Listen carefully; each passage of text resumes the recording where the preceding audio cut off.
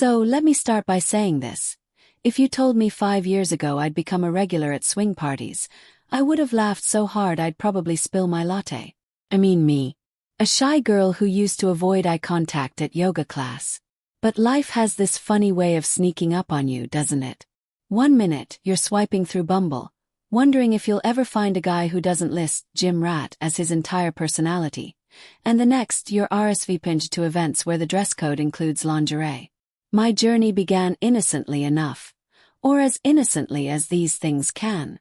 It was my friend Chloe who first planted the seed.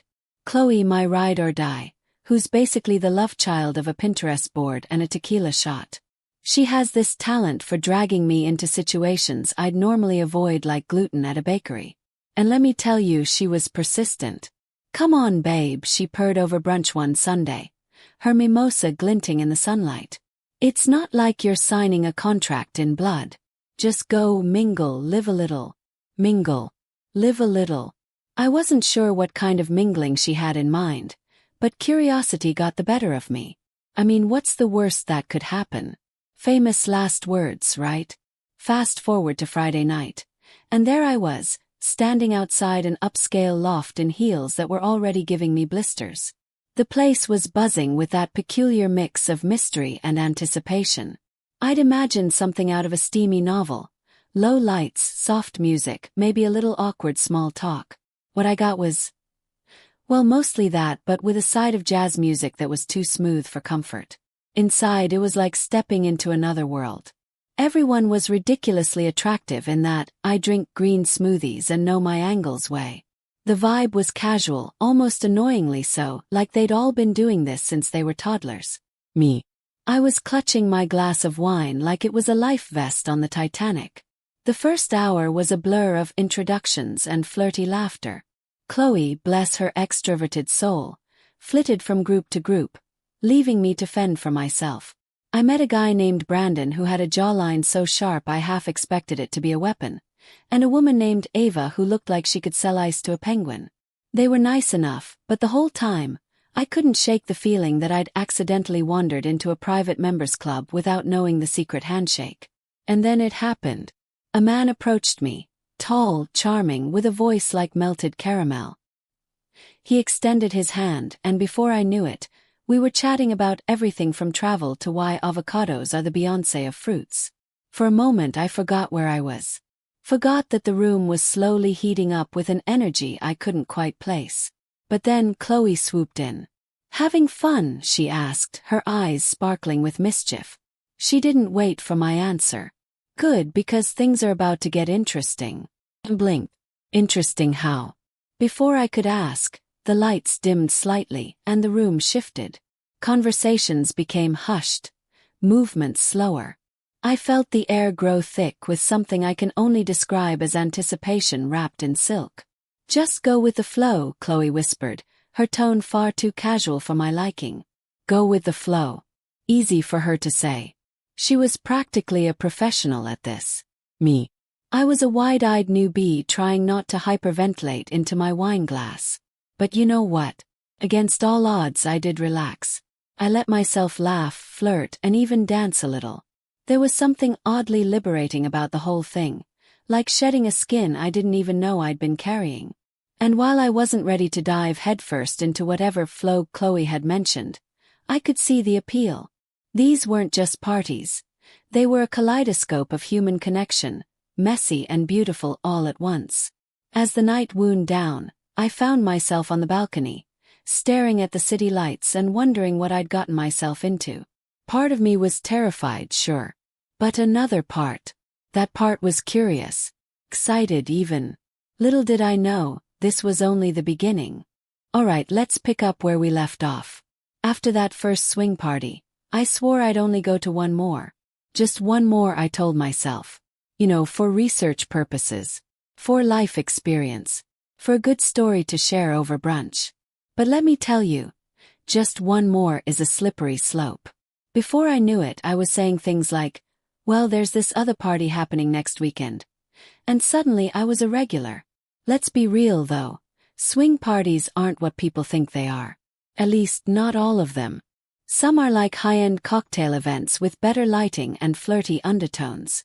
Others, well, let's just say they're more like reality TV shows, where everyone's auditioning for the role of most scandalous. I've seen everything from full-blown costume themes, think masquerade but with fewer masks, to a guy who showed up in nothing but socks. Just socks. And no, they weren't the good kind. But let me tell you about the party that changed everything. Chloe was the mastermind, of course. It started with her infamous phone call on a lazy Thursday afternoon. "Guess what?" she chirped, her voice practically vibrating through the phone. "I found the perfect party for us. Super exclusive. You're going to love it." I groaned, half dreading whatever scheme she had in mind. "Define perfect." "Think outside the box," she said, her tone dripping with mystery. "Trust me, it'll be unforgettable." Unforgettable. That word again. You'd think I'd have learned my lesson by now, but no. The curiosity bug had bitten me, and I was already mentally picking out an outfit. The night of the party arrived, and Chloe, ever the enigma, refused to give me details. She insisted it would ruin the surprise. That should have been my first clue that I was about to walk into something unique. When we arrived, the venue was a sleek loft downtown, all glass walls and moody lighting. It was tasteful, almost intimidatingly so. There was champagne flowing, ambient music playing, and just the right amount of sparkle in the air. For a moment, I felt like I was at a chic art gallery opening, until I noticed the accessories. Yes, accessories. Let's just say the coffee table had more than just magazines on display. My eyes widened as I took it all in. Chloe smirked, clearly enjoying my reaction.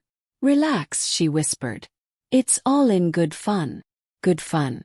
Maybe for her. I was one awkward comment away from imploding. As the night unfolded, I started to relax. People were mingling, laughing, and sipping on cocktails like it was any other social gathering. I even struck up a conversation with a woman named Sasha, who was so effortlessly glamorous I wondered if she'd stepped out of a Vogue editorial. She told me about her job as an interior designer, her dog named Picasso, and, oh, by the way, her penchant for hosting themed swing parties. No big deal. Things took a turn, though, when Chloe sidled up to me, her eyes gleaming with mischief. "So, remember how I said this would be unforgettable?" she began, her voice dripping with anticipation. I raised an eyebrow. "What now?" She grinned and handed me a drink. "You'll see." And boy did I see. Moments later the room shifted. Conversations slowed, music softened, and suddenly, the air felt heavier. That's when it hit me. This wasn't just a party. This was the party. A party where the stakes were higher, the boundaries blurrier, and the surprises. Well, let's just say they came with instructions. I won't get into too much detail, but let's just say the night involved a series of interactive experiences that left me equal parts stunned and amused. At one point, someone handed me an item that I can only describe as terrifyingly innovative. Chloe, of course, was in her element, laughing and experimenting like she'd been training for this her whole life. Me. I oscillated between wide-eyed fascination and, where's the nearest exit? But somewhere in the chaos, I found myself loosening up. I mean, how could you not? The room was buzzing with laughter, teasing, and an energy so contagious it was almost impossible to resist. And then, the moment of truth. Chloe turned to me, holding something that looked suspiciously like a prop from a sci-fi movie. "Ready to try this?" she asked, her tone both innocent and wicked. I stared at her, my brain short-circuiting. Come on," she coaxed. "Live a little." And you know what? I did. Because if there's one thing swing parties have taught me, it's this. Sometimes you have to embrace the absurd. Laugh at the ridiculous. Dive headfirst into the unexpected. As the night wore on, I realized that these parties weren't just about the obvious. They were about freedom. About shedding the constraints of normal life and stepping into a world where nothing is too weird or too wild. It was liberating in a way I never could have imagined. By the end of the night, I was exhausted but exhilarated. Chloe and I left the party giggling like teenagers who'd just gotten away with sneaking out. I turned to her, shaking my head. You're insane, you know that. He smirked. And you love it. I rolled my eyes, but she wasn't wrong. This wasn't the kind of night you forgot easily. And as much as I hated to admit it, I couldn't wait for the next adventure. Okay, I'll admit it. By now, I'd officially become that girl. You know, the one with the wild stories at brunch, casually dropping phrases like, "So, at this swing party I went to last week," while everyone else was talking about their yoga routines and meal prep plans. It wasn't intentional. I just stumbled into this bizarre, glittering world, and honestly, I wasn't ready to leave. But then came the night that made me question everything. And no, I'm not being dramatic. This was the kind of night that starts with champagne and ends with, well, let's just say it didn't end how I expected. It started with a text from Chloe, of course. "You free tonight? There's a party. Something different this time." Something different. With Chloe, that could mean anything from a masquerade theme to fire breathers in the living room. But hey, I was intrigued. I threw on my usual swing party uniform. A black dress that managed to walk the line between, "I didn't try too hard, and I could definitely steal your boyfriend," and headed out. The venue was a sprawling mansion on the edge of town. We're talking marble floors, chandeliers, the works. As soon as I walked in, I knew this wasn't going to be your average Friday night. The atmosphere was electric, and the crowd. Let's just say everyone looked like they'd been plucked straight from a glossy magazine. I spotted Chloe near the bar, chatting with a guy who could have been a Calvin Klein model, and she waved me over. "You made it," she said, pulling me into a hug. "This place is insane, right?" I nodded, scanning the room. It was all very polished. Almost too polished. Like someone had designed the perfect party and then sprinkled it with just enough mystery to keep everyone on edge. The night unfolded like a dream, or maybe a fever dream, depending on how you look at it. There were moments of laughter, of stolen glances across the room, of conversations that lingered just a little too long. And then there was him. I didn't catch his name at first. He was tall, with a confidence that bordered on cocky but somehow stayed just on the right side of charming. We crossed paths near the champagne fountain. Yes, an actual fountain. And he offered me a glass with a smile that could melt steel. "So," he said, his voice low and smooth, "first time here." I laughed, swirling my drink. "Hardly. But this place is something else." He nodded, his eyes never leaving mine. "It gets better." And he wasn't lying. As the night went on, the energy in the room shifted. People started pairing off, disappearing into nooks and crannies that seemed to have been designed for exactly that purpose. The air grew warmer, heavier, charged with an unspoken invitation. Before I knew it, I was sitting on one of those impossibly plush couches, my mystery man beside me. His arm draped casually over the backrest. The conversation had turned playful, teasing, the kind of back and forth that leaves you grinning without even realizing it. And then, well, let's just say things escalated. Slowly at first. A brush of his hand against mine. A tilt of his head as he leaned closer. His breath warm against my cheek.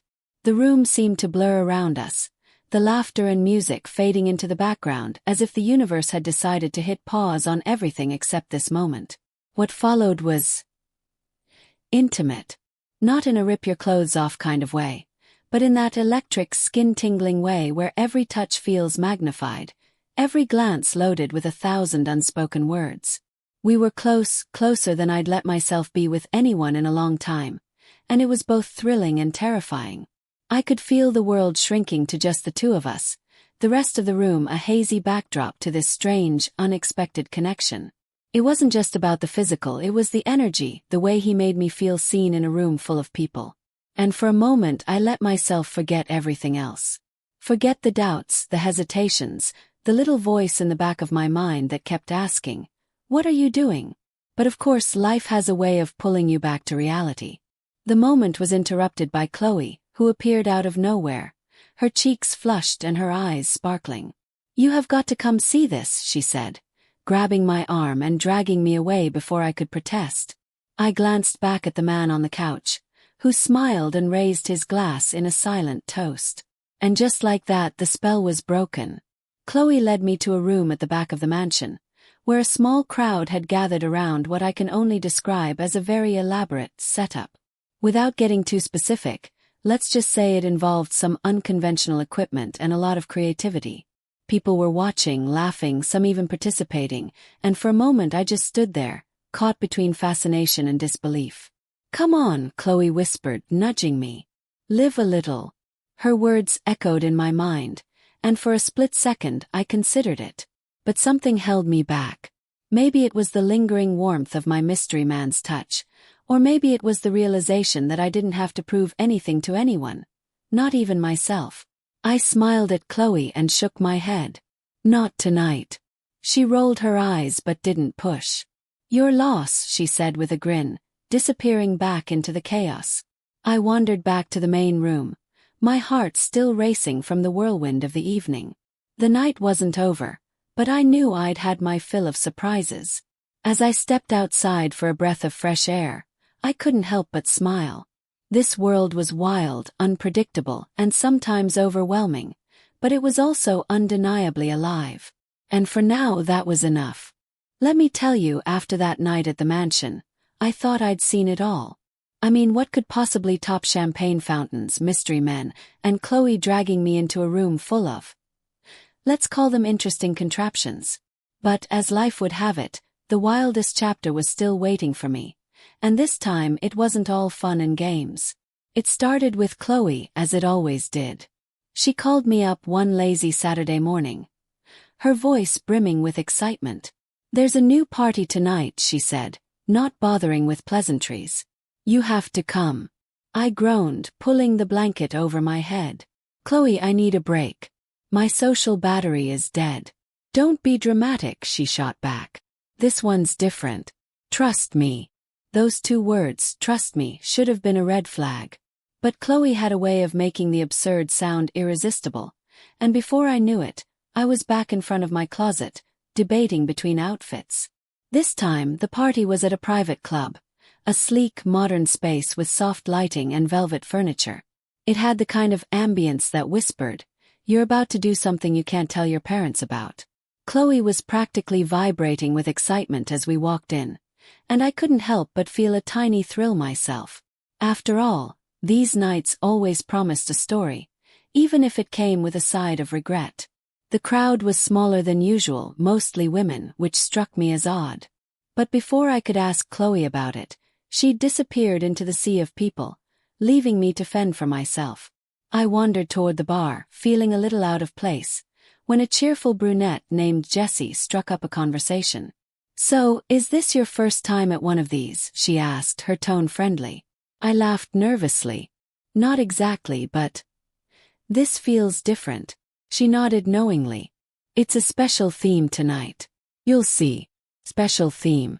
That should have been my cue to run, but curiosity kept me rooted to the spot. And then the realization hit me. This wasn't your typical swing party. It was a ladies-only event. No men. Just women. And oh, a dazzling array of accessories. You know, the kind you don't find at a department store. For a moment I froze. Chloe, in her infinite wisdom, had conveniently forgotten to mention this detail. My heart raced as I took in the scene, women laughing, mingling, and in some corners getting a little more hands-on. It was intimate, yes, but also light-hearted, like a slumber party with an adult twist. Chloe finally reappeared, grinning from ear to ear. "Isn't this great?" she said, handing me a drink. "It's all about exploring, no pressure." I stared at her, my mind racing. "You could have warned me," I hissed. She shrugged, unapologetic. "Where's the fun in that?" I should have been mad, but her excitement was contagious. And honestly, the vibe was surprisingly relaxed. The women were kind, funny, and completely unbothered by my deer-in-the-headlights expression. I even found myself laughing as one woman, a self-proclaimed toy expert, gave a hilarious demonstration of something that looked more like a power tool than anything romantic. But then came the moment that changed everything. It started innocently enough, a playful game involving some of the accessories and a lot of laughter. I won't get into the details, but let's just say it was equal parts awkward and hilarious. At one point, I found myself surrounded by a group of women cheering me on as I fumbled my way through the activity. It was like an icebreaker game from some alternate dimension. And then, the accident happened. It wasn't anything catastrophic, but let's just say one of the more enthusiastic participants got a little too carried away, and I ended up on the receiving end of a mishap involving a wayward gadget. The next thing I knew, I was on the floor, clutching my side and laughing hysterically while everyone around me tried to figure out what had just happened. "Are you okay?" Chloe asked, her face a mix of concern and amusement. I nodded, still giggling. "I think I'll live." But as the laughter died down and the adrenaline faded, I realized something wasn't quite right. There was a sharp pain in my abdomen, and it wasn't going away. I tried to play it cool, but by the end of the night, I knew I needed to get it checked out. The next day, I found myself at the doctor's office, explaining the situation in the most vague and sanitized terms possible. The diagnosis: a minor but incredibly awkward injury that left me both mortified and a little wiser. Chloe, of course, was beside herself with guilt when she found out. "I'm so sorry," she said, her eyes wide with worry. "I had no idea." "It's fine," I said, waving her off. "It's not like you shoved me into the line of fire." But deep down, I knew this was the end of my swing party escapades. The whole experience had been a wild, unforgettable ride, but it also made me realize something important. I'd been chasing excitement without really thinking about what I wanted. And maybe, just maybe, it was time to slow down. Chloe and I had a heart-to-heart over coffee a few days later, and while we laughed about the absurdity of it all, there was a hint of sadness in the air. She promised to be more upfront in the future, and I promised to be more honest about my boundaries. It wasn't a perfect ending, but it felt right. And that, my friends, is how my swing party chapter came to a close. It was messy, hilarious, and occasionally mortifying, but it taught me more about myself than I ever expected. Would I do it all over again? Probably not. But do I regret it? Not for a second.